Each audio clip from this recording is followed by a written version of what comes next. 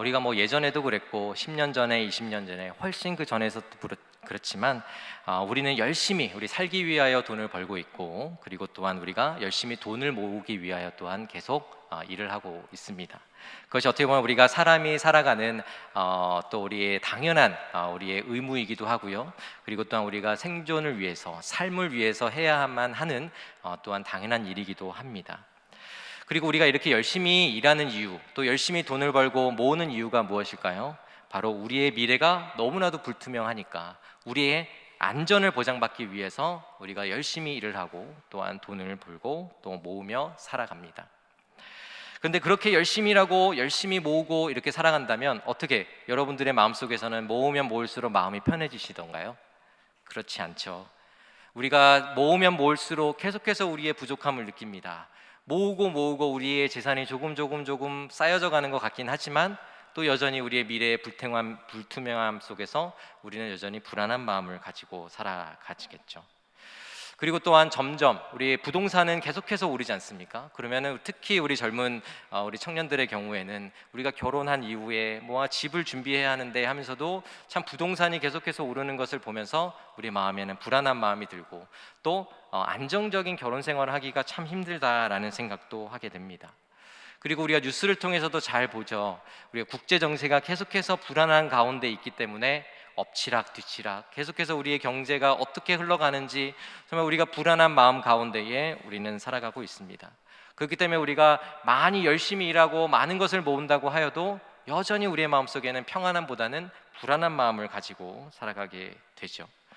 그리고 우리를 불안하게 하는 요소들이 곳곳에서 막 생겨납니다. 그리고 다른 곳으로 눈을 돌려서 좀 이제는 여기서부터 좀 숨통이 트이고 그리고 다른 곳에 좀 집중해 볼까 하는 생각도 가지긴 하지만 그렇게 하지는 못하죠. 왜냐하면 너무나도 급박하게 돌아가는 이러한 사회의 흐름 때문에 또한 그렇습니다. 특별히 우리가 말씀을 통해서 우리가 주님을 더욱 알자라고 하면서도 계속해서 세상은 많이 바뀌어가기 때문에, 그리고 분주하기 때문에 하나님께 집중해야 되겠다, 하나님이 원하시는 것이 무엇인지를 좀 찾아봐야겠다, 이런 것을 원하지만, 그런 생각을 하고 싶지만 또 하지 못하는 상황 가운데도 있고 집중하지 못할 때도 많이 있습니다. 그런데 오늘의 본문에서 우리와 다른 선택을 하는 어떤 한 사람을 우리가 발견하게 되죠. 그리고 우리를 위하여 너무나 큰 선택을 하는 한 사람을 또한 보게 됩니다. 그런데 이 두 사람, 우리 비유에서 나오는 이 두 사람의 공통점은 무엇일까요? 가장 좋은 것을 선택했다라고 하는 것입니다. 제가 한 가지 좀 질문을 드리고 싶습니다. 여러분은 천국이라고 하면 여러분들은 무엇을 생각하십니까? 여러분들의 응답 중에는 첫 번째 응답이 이거겠죠. 우리가 죽으면 가는 하나님의 나라를 우리가 제일 먼저 떠올리게 됩니다. 그것도 물론 맞습니다. 근데 여기서 한 번 더 우리가 또 생각해보고 본다면 우리 두 번째를 생각해 볼 수 있죠. 무엇일까요? 바로 하나님이 통치하시는 나라, 그것이 죽음 이후에 가는 하나님의 나라일 뿐만 아니라 또한 지금 현재도 하나님이 통치하고 계시기에 이 땅 가운데 하나님의 나라가 임하여서 우리는 그 하나님의 나라를 경험하며 살아간다라는 것입니다. 그렇게 우리가 성경에서 천국이라고 이야기한다면 죽음 이후에 가는 하나님의 나라이기도 하지만 또한 하나님의 하나님의 통치를 받는 나라, 그것이 미래이든 현재이든 하나님의 통치를 받는 그곳이 바로 천국이다라는 것을 우리가 기억해야만 합니다. 특별히 오늘 말씀을 통해서는 주로 우리가 집중해야 할 것은 우리가 죽음 위에 가는 하나님의 나라가 아니라 우리가 현재 우리가 겪어야 하고 현재 우리가 소망하며 나아가는, 정말 우리가 그것을 경험하기를 소망하면서 집중해야 하는 현재의 하나님 나라를 우리가 함께 관심 있게 바라보기를 원합니다. 왜냐하면 우리가 죽음 위에 가는 그 하나님 나라는 정말 주님께서 모든 것들을 다 이루어 주셨습니다. 우리에게 믿음을 주셨고요, 그리고 우리에게 구원을 주셨습니다. 그렇게 우리에게는 이제는 죽음 이후에 가는 하나님의 나라는 우리에게 선물로 주어졌죠. 그러나 우리가 현재 살아가는 그 현재성을 가지고 있는 하나님의 나라라면 우리는 계속해서 이러한 비유에 나오는 사람과 같이 우리는 그러한 선택을 하면서 그 하나님 나라를 우리가 더욱더 많이 경험할 수 있게 되기 때문입니다. 그래서 예수님께서는 이 비유의 말씀을 통하여서 하나님의 나라를 선포해 주시는데요, 그 하나님의 나라를 통하여서 우리에게 원하시는 것은 무엇인가? 현재 우리에게 펼쳐진 하나님의 나라를 여러분들이 택하여 선택하고 그것을 더욱 사모하며 나아가라 하는 그런 주님의 메시지가 여기에 담겨 있는 것입니다. 첫 번째로 우리가 좀 봐야 할 것은 무엇이냐면, 현재도 경험하는 천국은 모든 것을 팔아도 아깝지 않은 큰 가치를 가지고 있다라고 하는 것입니다. 제가 천국이라고 말씀드렸을 때 여러분들은 이렇게 생각하시면 됩니다. 구원의 복음을 천국이라고 생각하시면 되고요. 두 번째로는 삶을 다스리는 하나님의 통치하심, 이것을 여러분들은 제가 천국이라 할 때 그렇게 생각하시면 되겠습니다. 자, 우리 44절에 우리 앞부분을 좀 같이 한번 읽어봤으면 좋겠는데요. 자, 함께 읽어보겠습니다. 시작. 천국은 마치 밭에 감추인 보화와 같으니 사람이 이를 발견한 후, 이렇게 말씀하고 있습니다. 자, 우리가 가장 소중하게 여기는 것, 삶 안에서 가장 소중하게 여기는 것은 무엇일까요? 우리에게 있어서 사실 생활에 필요한 것들은 바로 돈과 그리고 재물과 보물일 것입니다. 돈은 어디에 보관해야만 가장 안전할까요? 지금 이 시대에는 우리 대표적으로는 은행에 보관해 두는 것이 가장 안전하겠죠. 그러나 이 시대에는 어떤 것이 가장 안전할까요? 은행이 없던 시절이기 때문에 이때는 밭에 감추어 두는 것이 가장 안전한 방법 중에 하나였다라고 합니다. 다시 말하면 천국은 집에 보관하면 매우 도난 위험이 있기 때문에 밭에 감추어뒀다라고 할 수 있는 것이죠. 밭에 감추었다라고 하는 것은 그만큼 어디에게도 도난당하지 않도록 잘 보관해둬야 한다, 매우 귀중한 것이다 라는 것을 또한 이야기해 주고 있습니다. 그리고 44절을 통해서 우리가 알 수 있는 것은 무엇이냐면, 사람이 밭을 샀다라는 것으로 보았을 때 그 땅의 주인은 따로 있었구나 라는 것을 우리가 또한 볼 수 있습니다. 그렇다면 이 현재 그 전에 이미 가지고 있던 그 땅을 가지고 있던 주인은 그 땅에 보화가 있다라는 것을 알고 있었을까요? 몰랐을 것 같습니다. 왜냐하면 그것을 알았다면 절대로 팔지 않았겠죠. 그런데 어떤 한 사람이 그 땅에 보화가 있는 것을 발견하게 되고 그것을 사게 되지 않습니까? 그렇다는 것은 본래 가지고 있던 주인은 거기에 보화가 있는지, 아니면 무언가 있긴 한데 그것이 과연 보화인 것인지 전혀 아무것도 모르고 있었다라고 하는 것이죠. 여기서 우리가 발견했다라고 하는 것에는 무엇이 담겨 있냐면, 거기에는 우연이라는 것이 담겨 있습니다. 그리고 반대로 찾았다라고 하는 것에 있어서는 무엇이 담겨 있냐면, 거기에 나의 의지가 담겨 있다라고 할 수 있습니다. 우리 46절에 같은 단어이긴 한데요, 발견하다, 우리 한국어로는 발견하다 이렇게 단어를 사용하고 있습니다. 우리말로는 같지만 실제로 쓰인 단어는 다릅니다. 원어적으로는 다르죠.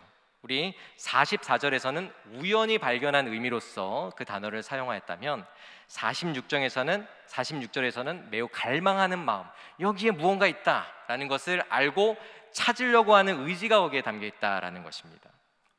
그래서 다시 돌아가 보자면, 우리 44절에서 아무도 모르고 지나친 그 밭, 거기에 보화가 있는지 알 수 없는 그런 상황 속에서 우연히 발견하게 된 보화, 그 보화가 바로 천국이다라는 것을 이야기해 주고 있습니다.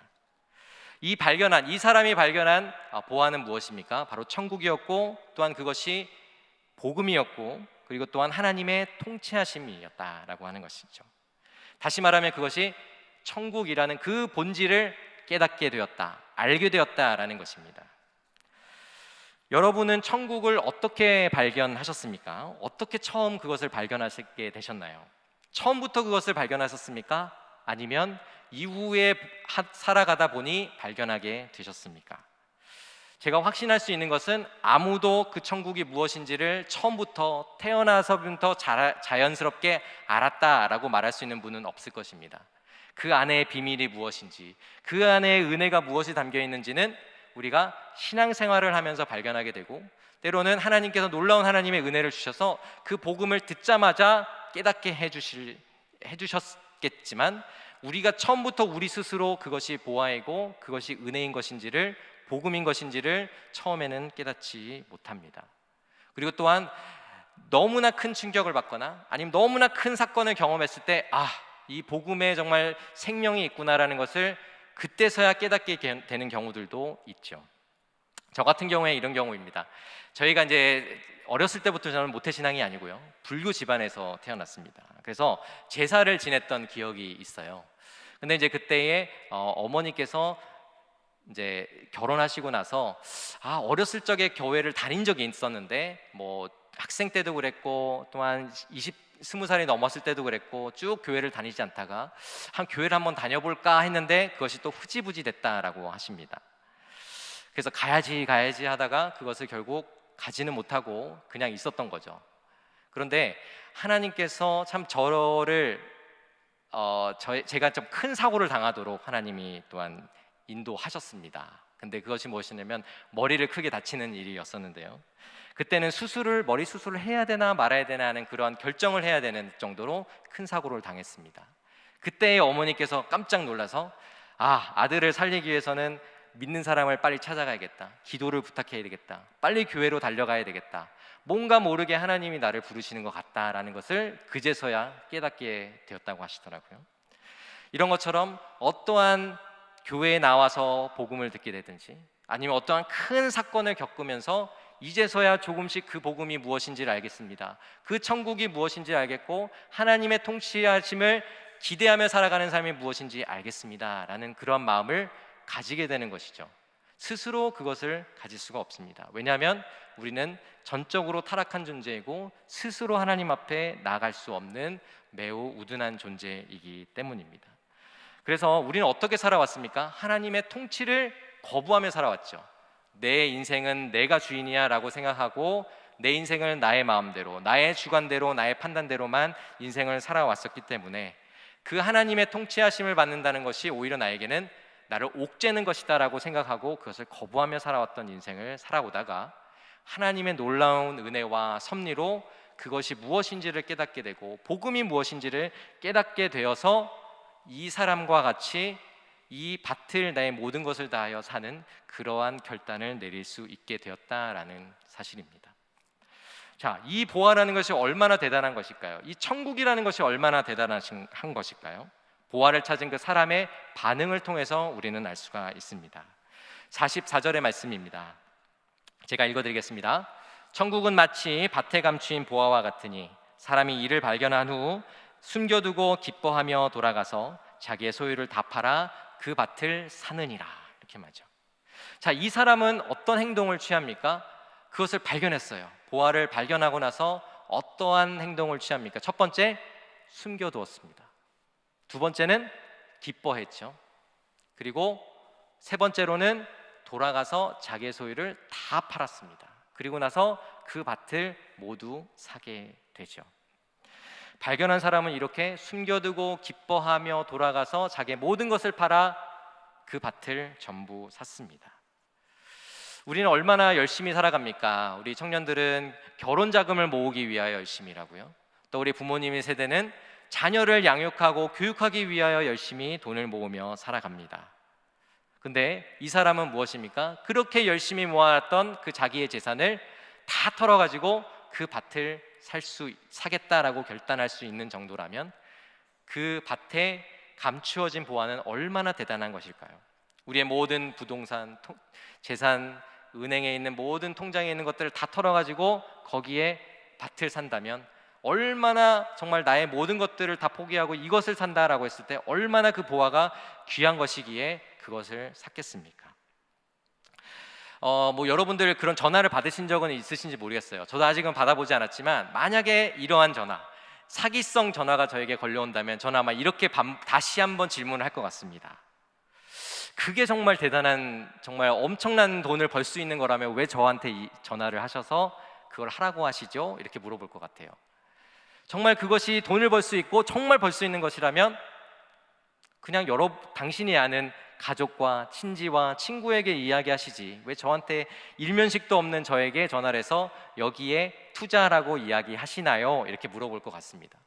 그만큼 사람의 마음이 어떻습니까? 정말 귀중하다, 이건 난 누구에게 보여줄 수 없다, 이건 나만 가지고 있을 거야 라고 생각한다면 어느 누구에도 이야기하지 않고 내가 꽁꽁 숨겨놓고 그것을 가지려 하는 것이 우리 일반적인 사람의 마음인 것이죠.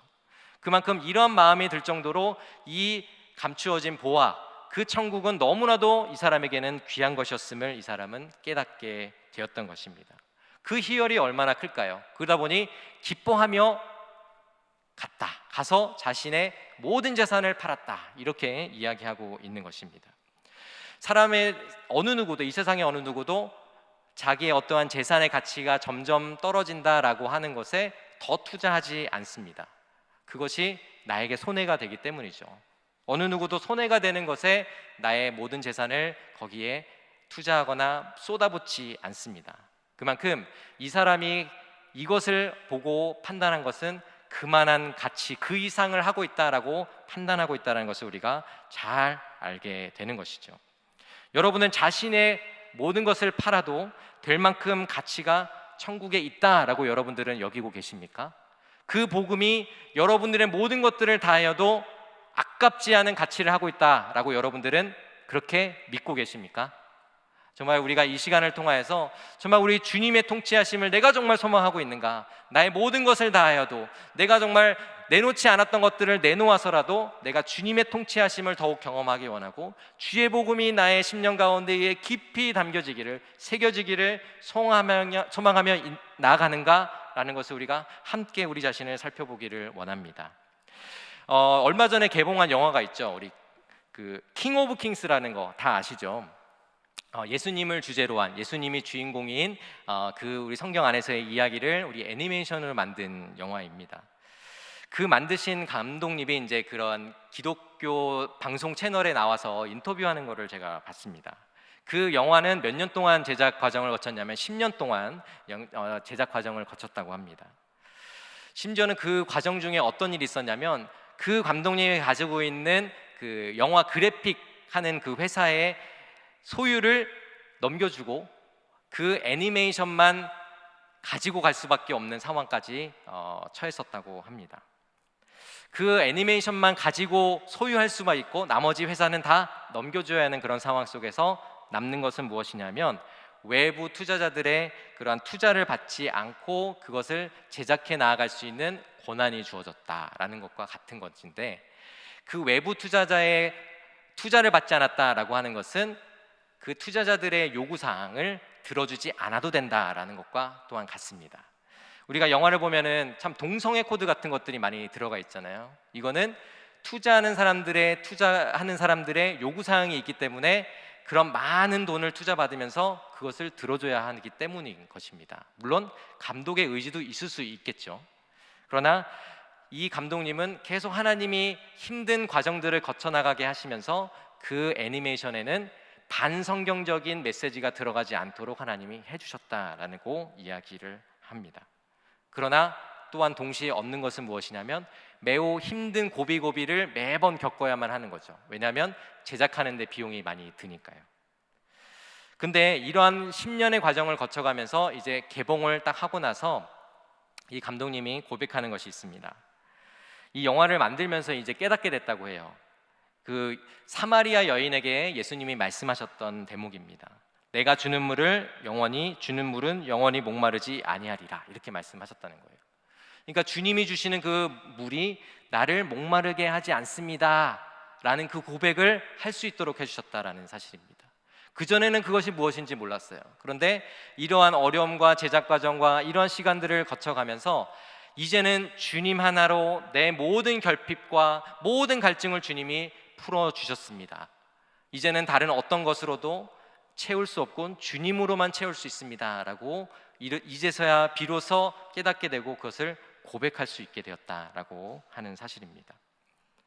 그만큼 정말 이 땅을 밭을 산 사람, 이 사람도 분명 깨달은 것이 이것이겠죠.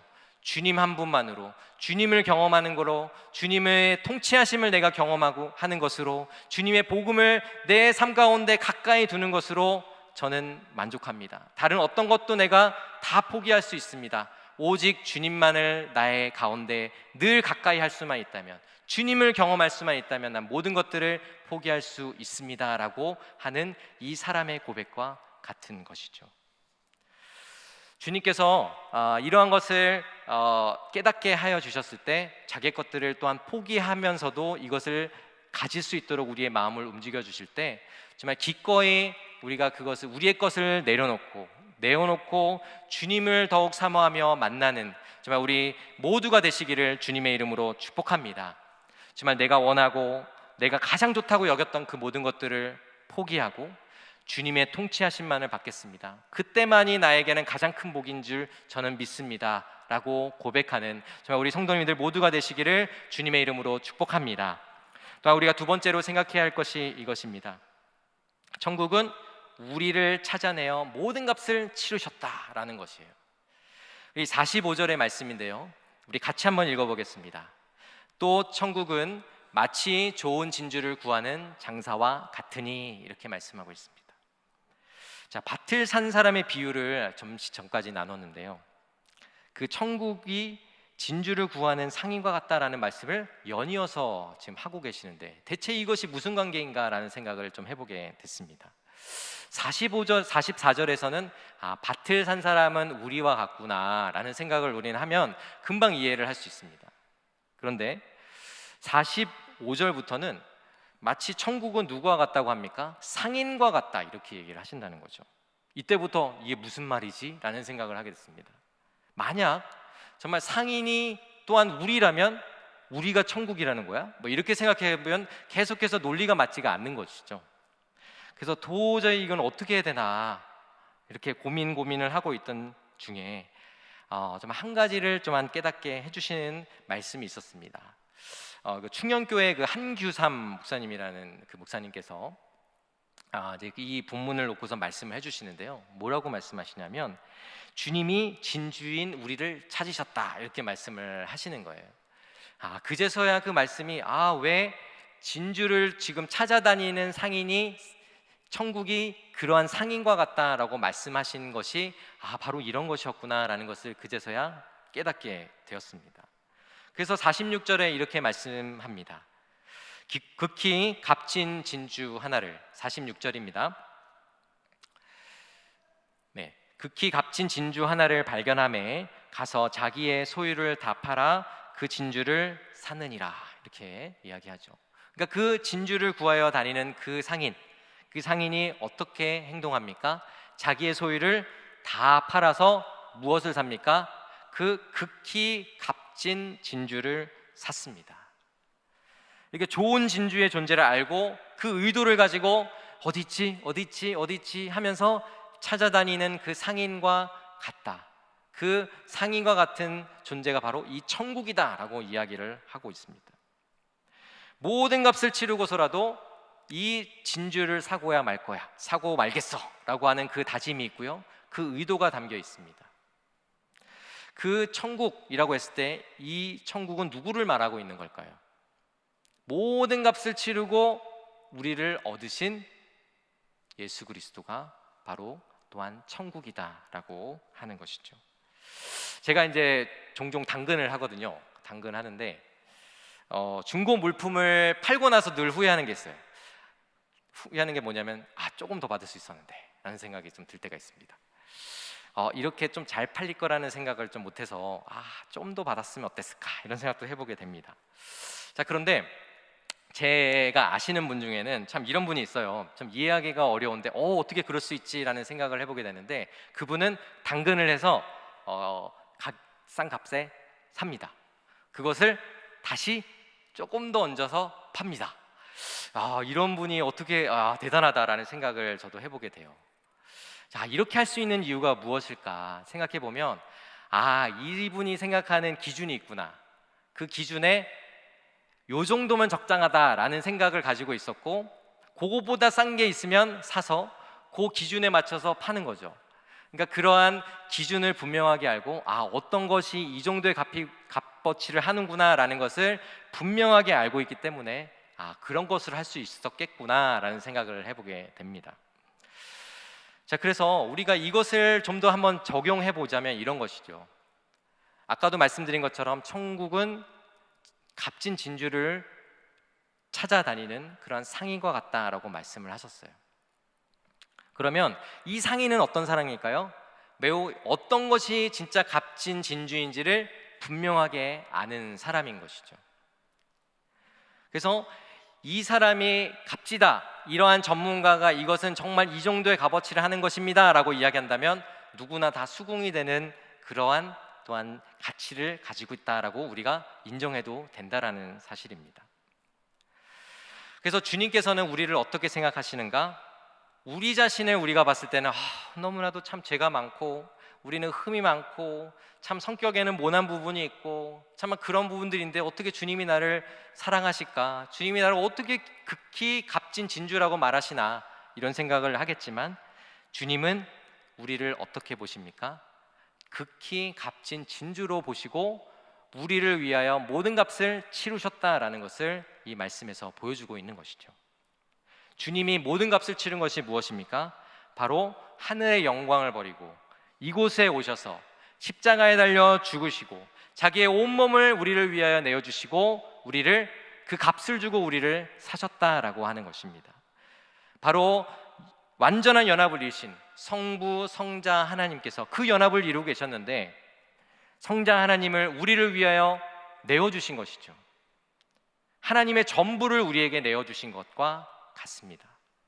그렇게 우리가 우리를 보는 평가는 매우 최악이고 말도 안 된다, 이것은 이해할 수 없다, 이렇게 생각할 수 있지만 하나님이 보시는 평가는 어떨까요? 비록 객관적인 평가는 참 좋지 않을지 모르지만 주님의 시선으로 또한 주님의 눈으로 주님의 사랑으로 우리를 보셨을 때는 모든 값을 치르고도 아깝지 않은 그러한 극히 값진 진주가 바로 우리라는 것을 여기서 보여주고 계십니다. 하나님은 우리가 그 천국을 경험하게 하시려고, 그리고 또한 그 천국을 누리게 하시려고, 그리고 하나님의 통치를 온전히 경험하게 하시려고 우리를 위하여 모든 값을 치르시고 우리를 사셨습니다. 복을 얻게 하시려고 모든 값을 치르고 우리를 사신 것이죠. 또한 그것이 지금 현재에만 있는 것이 아니라 이미 구약시대 때부터 그런 일들을 하나님 우리에게 주시기 위하여 역사적으로 모든 일들을 하나씩 하나씩 준비해 나가시고 진행시켜 나가셔서 궁극적으로는 예수 그리스도를 우리에게 온전히 주심으로, 그리고 우리를 위하여 모든 것들을 다 내어주심으로 우리를 사셨습니다. 그렇다고 해서 우리가 착각해서는 안 되는 것은 무엇이냐면 우리가 구원받을 만한 가치가 있구나, 이런 생각을 해서는 안 되고요, 그럴 만한 가치가 있어서가 아니라 주님이 우리를 의롭다 칭해 주시고 믿음으로 의롭다 칭해 주시는, 정말 우리가 스스로 만족할 수 없는 것을 주님이 값없이 우리에게 내어주심으로 극히 값지다, 매우 값지다라고 인정해 주시면서 우리를 모든 값을 치르시고 우리를 사셨다라는 것, 정말 그것을 우리가 기억하고 주님 앞에 그 모든 감사와 영광을 올려드려야만 한다라는 것입니다. 우리는 비록 진주가 아니었지만 십자가에 달려 죽으신 그 예수 그리스도의 그러한 희생과 그러한 핏값을 주고 사신 그 모든 그 하신 일들을 통하여서 우리에게는 무엇이 주어집니까? 바로 천국 복음이 우리에게 주어지고, 그리고 주님의 통치하심을 받는 귀한 자녀로 살아가게 됨으로써 우리의 삶은 이제는 주님이 보시기에 너무나도 존귀한 자로 우리는 바뀌어 살아가고 있습니다. 극히 값진 진주로 바꿔주신 정말 하나님의 은혜에 감사하고 감격하면서 정말 주를 전심으로 섬기시는 우리 성도님들 모두가 되시기를 주님의 이름으로 축복합니다. 말씀의 결론입니다. 팀 켈러 목사님은 이러한 돈에 관해서 좀 이런 입장을 가지고 계시더라고요. 돈이라는 강력한 힘을 바라보고 있는가? 그리고 욕망과 탐욕에 휩쓸려 진정 하나님을 신뢰하고 섬기는 신뢰하는 마음이 없는가? 이제는 돈에 완전히 다 지배받아서 이제는 하나님을 신뢰하는 마음을 잃어버리고 돈을 신뢰하고 있는가? 그것, 돈 앞에서 우리가 그렇게 하고 있는가를 점검해 보아야 한다라고 이야기합니다. 그리고 하나님보다 돈을 더 안전하게 생각하고 있는가? 그것을 점검해 봐야 된다라고 말합니다.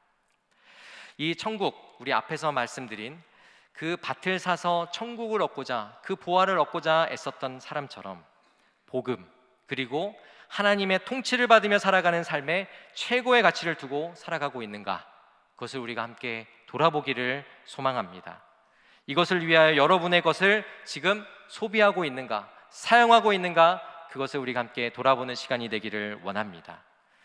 세상에서 우리를 안전하게 지켜주는 것에 대해서 소유할 가치가 있다 이렇게 믿고, 하나님이 내 것을 살아, 이 복음을 살아, 내가 너를 통치하는 그것을 너희가 선택하며 살아야 한다라고 말씀하시는 그것을 거부하고, 그리고 세상에서 안전하다 하는 것에 이 여러분의 모든 것, 저의 모든 것들을 쏟아붓고 있지는 않은지 함께 돌아보는 시간이 되기를 원합니다. 정말 우리가 예수님을 만난 후에 자기의 모든 것을 다 내어주고도 아깝지 않았던 한 사람을 여러분들이 기억할 것입니다. 바로 삭개오죠. 자신의 것을 내어놓는 결단을 하게 되죠. 대신 삭개오는 무엇을 얻습니까? 그 구원에 대한 기쁨을 얻고요, 그리고 하나님과 주님과 함께하는 그 기쁨, 그 경험을, 그리고 그 만족을 삭개오는 자기의 것을 다 내어줌으로 그것을 얻습니다. 이것을 너무나도 소명하고 이것이 계속해서 나의 삶 가운데 계속해서 머물기를 원하여서 또한 주님의 말씀대로 자기의 것을 충분히 내어주는 일들을 결단하게 되죠. 그래서 누가복음 19장 8절 9절에 이렇게 말씀합니다. 저와 여러분이 한 절씩 교독하도록 하겠습니다. 삭개오가 서서 주께 여짜오되 주여 보시옵소서, 내 소유의 절반을 가난한 자들에게 주겠사오며 만일 누구의 것을 속여 빼앗은 일이 있으면 내 갑절이나 갚겠나이다.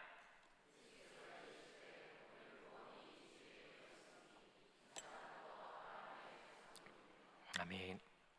구원의 감격과 또한 현재 주님과 더욱더 친밀한 교제를 하기 원해서 정말 자기의 것을 내어놓고도 사용하고도 아깝지 않았던 삭개오와 같이, 정말 또한 우리 밭을 샀던 사람과 같이, 정말 우리가 주님을 더욱더 만나기 위하여 정말 우리 그것이 아까워했던 그것이 무엇이었든지 주님을 더욱 만나기를 소망하고, 또한 그 복음이 우리의 삶 가운데 더욱더 깊숙이 다가와서 더욱 주님을 사모하며 나아가는 것을 선택하며 살아가는, 모든 것들을 내어주고 그것을 선택하며 살아가시는 우리 성도님들 되시기를 주님의 이름으로 축복합니다. 그리고 또한 주님이 우리에게 무엇을 보여주셨습니까?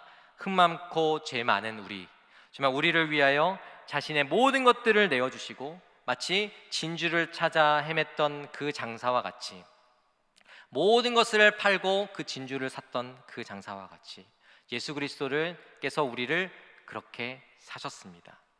그래서 정말 아깝지 않을 만큼 너무나도 큰 가치를 가지고 있는 존재가 바로 우리였음을 여기서 보여주고, 또한 주님께서 그 사랑을 우리에게 보여주신 그것을 더욱더 우리가 깊이 깨달으면서 정말 주님 안에서의 정말 은혜를 받아 누리는 정말 우리 성도님들 되시기를 주님의 이름으로 축복합니다. 정말 주님과 함께하는 그 삶, 그것이 우리에게 참된 복입니다. 정말 주님의 말씀을 듣고 또한 주님을 위하여 내가 희생하며 살아가고 섬기며 살아가는 삶이 나에게는 가장 큰 복입니다 라는 것을 또한 고백하면서 더욱더 주님을 깊이 만나고 또한 기쁨으로 주님을 더욱 만나기를 소망하며 나아가시는 우리 성도님들 모두가 되시기를 주님의 이름으로 축복합니다.